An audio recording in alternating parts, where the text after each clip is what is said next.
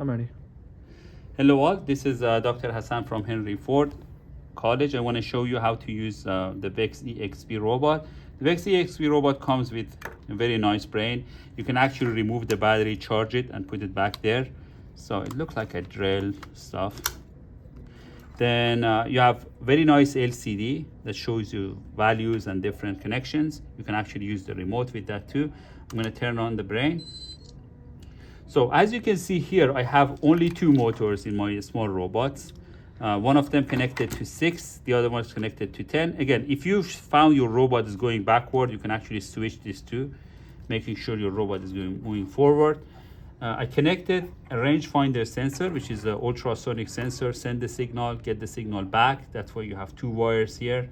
The orange one I connected to A, yellow one to B. I am showing you for exploration a bumper switch is a 3-wire switch. You can actually use any analog sensor with the VEX. You can put them in slots of, you can see there is A over here all the way going to H. So I put this in spot C. I'm using an older version of motors called 393 motors. They are 2-wire motors. Over here you have a 3-wire plug, so make sure that you use a motor controller, this extension for it, plug it in here.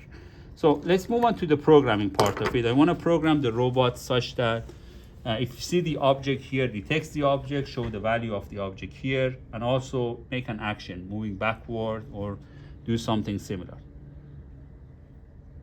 So VEX EXP come with the block diagram. Obviously, we are not using the block diagram. We're going to use a text program, but just to show you some exploration, you can actually, there are tons of examples that you can use to use with VEX EXP. If you have a sensor that you're unsure, like for instance, how can I use a bumper switch? You can actually look it up for drivetrain. We have for motion. Again, if I click on sensors, for instance, sensing, you can see there are all sorts of sensors that there are sample programs that you can use them and modify them for your own use. In this case, I want to obviously type in my own code. I'm going to click on file and create a new text project. I'm going to use the Python as the language. There you go. So after I put this, you can see the commands are showing on the left side, and I have the program here. The default is from VEX import. Moving on. So let's just start doing our own coding. When I want to do the coding, zoom in so you can see what's going on. I'm going to start with one while true. So what does this mean? This means that forever. You can see the indent comes here. My first line could be just get the value from rangefinder. So before I move on to rangefinder, I have to go back here, click on devices. I need to add different devices. So I'm going to click on add a device. So in this case, I want to add a drivetrain of 2 motors. I'm using 1 in 6, 1 in 10. Again, yours is in 1 and 5. You can use 1 and 5 or something similar. So the next thing I want to do, add another device.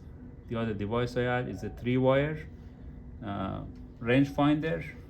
Is connected to A. Automatically B becomes green too. Press done. I can add more devices. I have another 3-wire. I have a bumper switch. It's connected to C.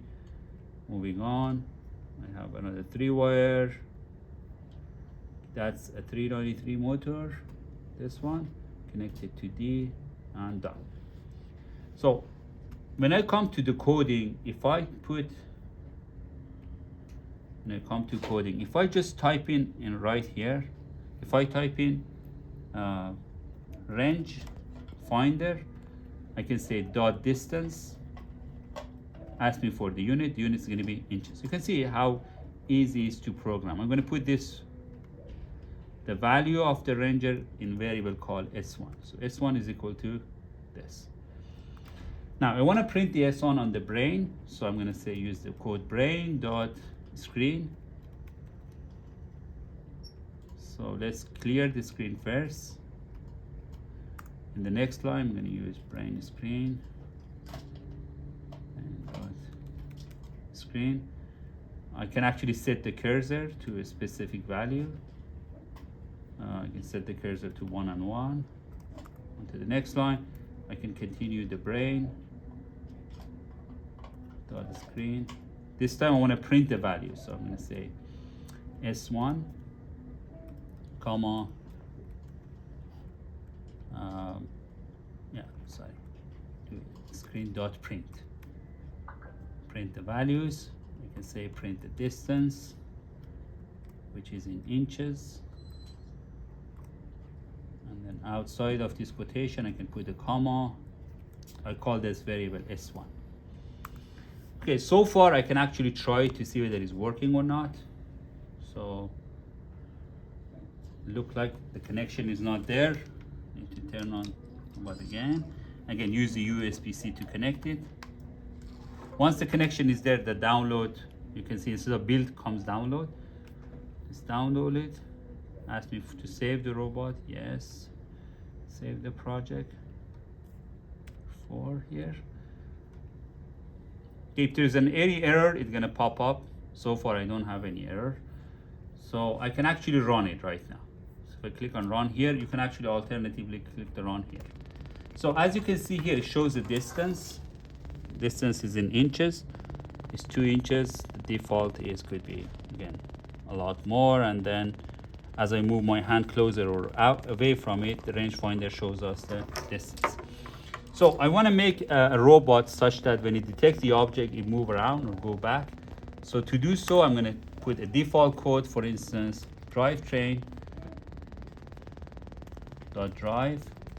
So I'm going to do it, the default of it is forward. So just simply move forward. So I'm going to move forward, going to show the values here for us.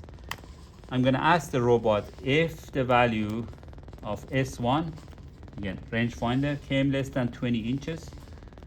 So if it came less than 20 inch, do this for me again. Remember, when I put the if, I have to put the colon at the end of the line.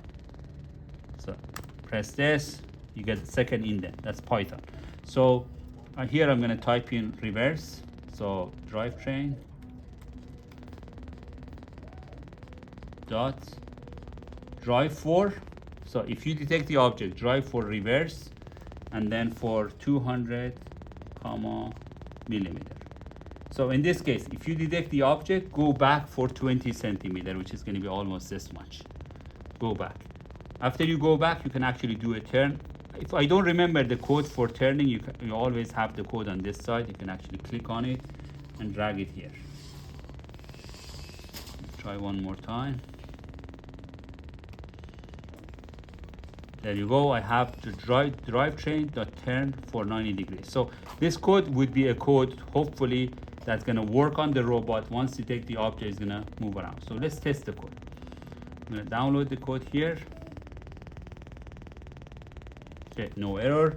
So right now it's ready to run. I'm going to take out these 2 sensors, or take them with my hand, so they are not on the way. From here, I'm going to just away from my face. So if I hit the run again, I can do the run here. The USB-C too. I'm going to put it on the floor and hit the run. So it should move forward. Once you see the object, it should move around the object. Yeah, there you go. It's working. Now is the turning time. It looked like it's slow, but it did the turn. Go to an infinite loop of turn. But it's working. Again, the idea is to demonstrate how the robot is going to function. Thank you for watching.